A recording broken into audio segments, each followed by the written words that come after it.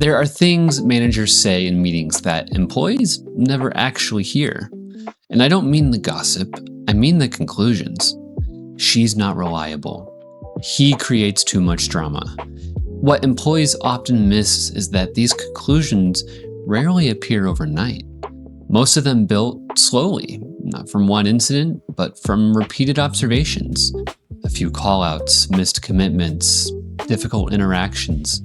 A few conversations that never happened when they should have. Then eventually, everyone acts surprised when there's discipline, turnover, a denied promotion, or a performance conversation. HR usually isn't surprised because HR often sees the pattern before anyone acknowledges it. It's one of the biggest differences between how employees experience work and how HR experiences work. Employees experience events, HR experiences trends, and trends are usually more predictive than events. That's really what this video is going to be about, not workplace secrets, workplace signals.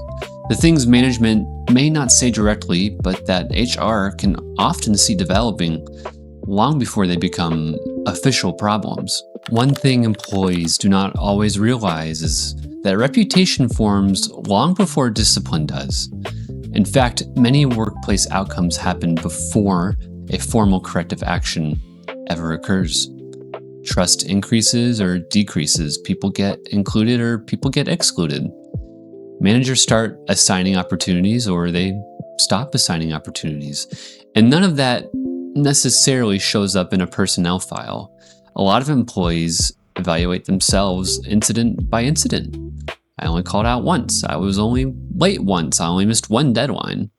And sometimes that is completely fair, but organizations rarely evaluate risk one incident at a time. They evaluate the patterns.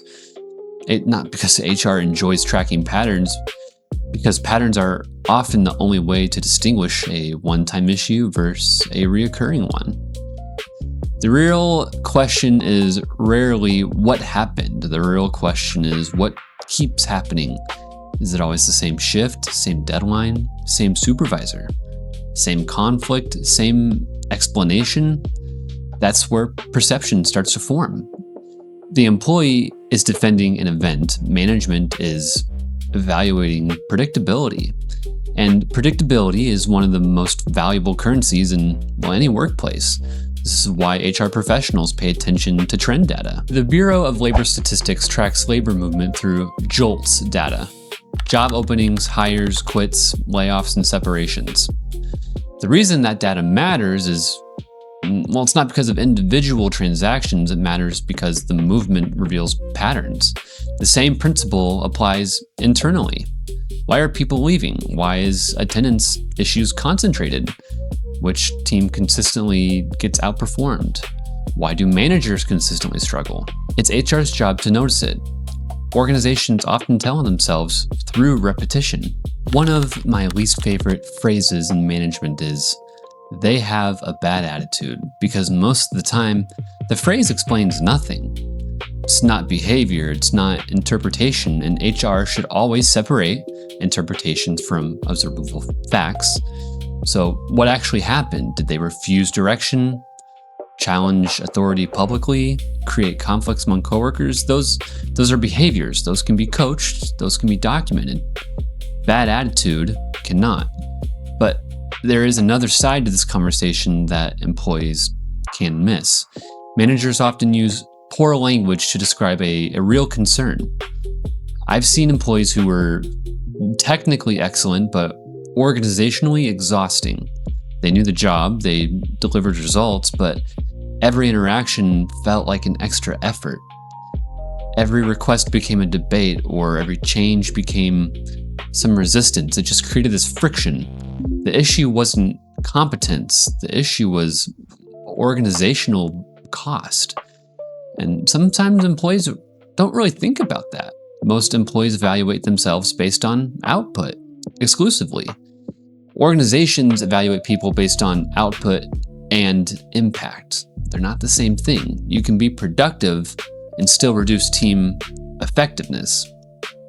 You can be knowledgeable and still reduce trust.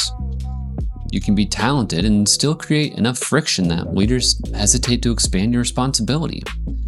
That's why a reputation is more complex than performance. The question isn't only, can this person do the work? It's also what happens around them when they do the work. Now let's talk about managers, because employees are not the only source of workplace problems. One of the biggest mistakes organizations make is treating managers as observers instead of participants. Managers are not standing outside the system. They are a part of the system, and often they are one of the strongest variables inside it. Poor communication, unclear expectations, inconsistent accountability, conflict avoidance, all of these behaviors shape employee outcomes. Gallup has reported that managers account for roughly 70% of the variance in team engagement. Think about what that means.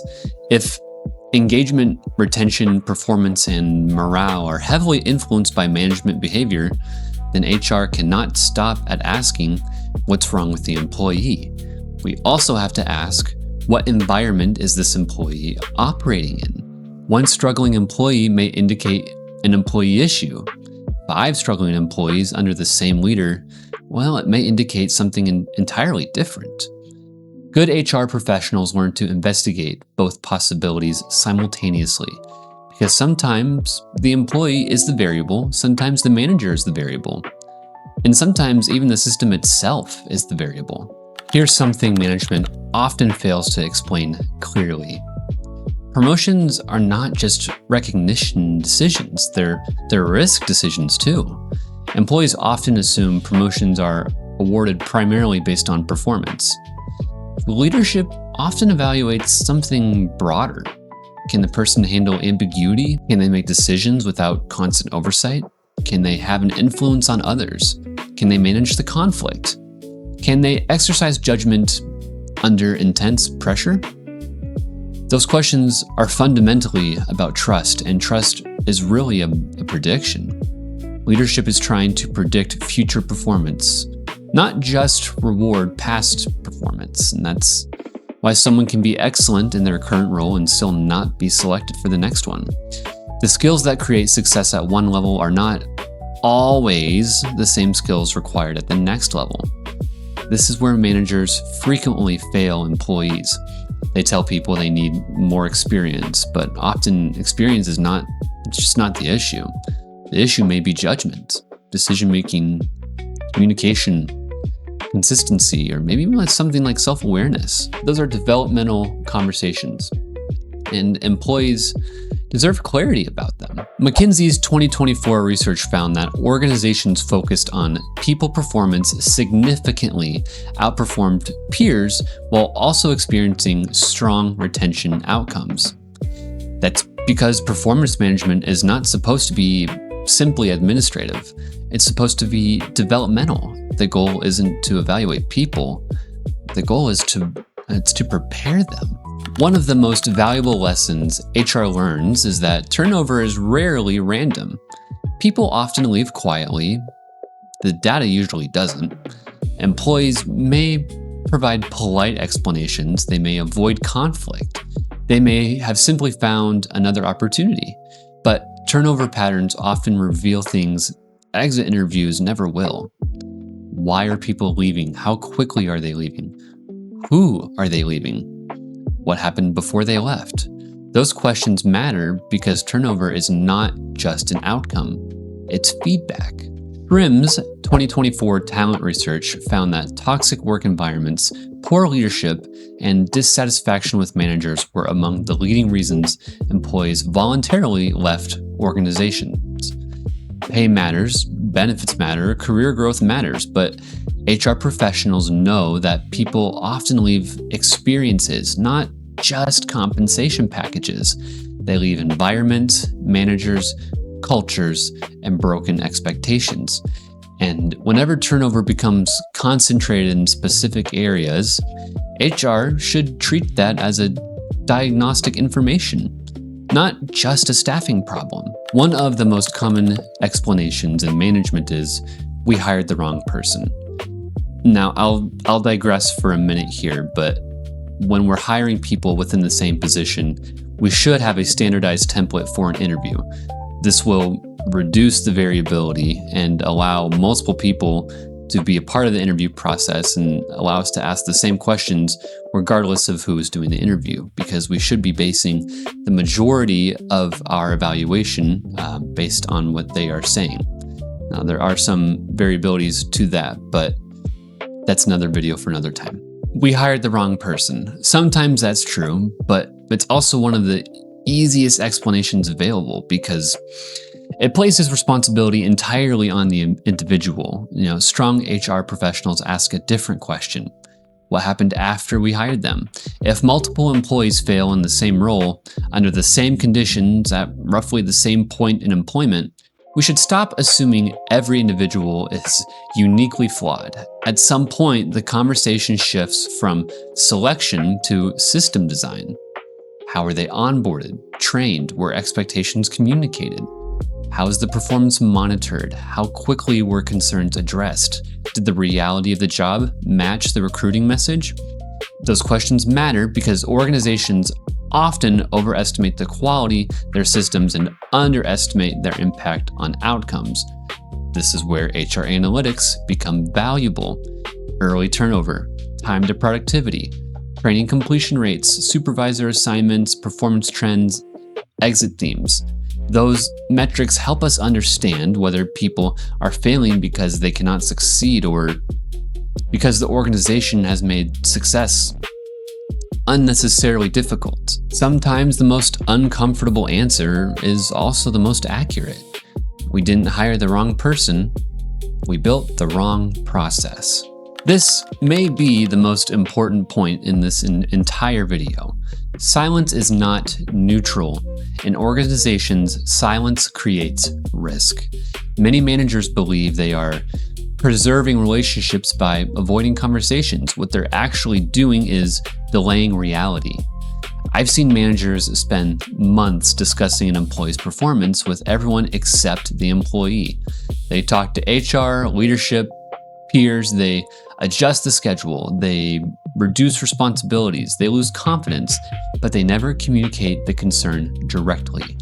Then eventually discipline occurs or promotion is denied, and suddenly the employee feels blindsided. Sometimes employees genuinely ignored prior feedback. That happens. But sometimes they were never given meaningful feedback in the first place. And when that's true, the organization owns part of the outcome.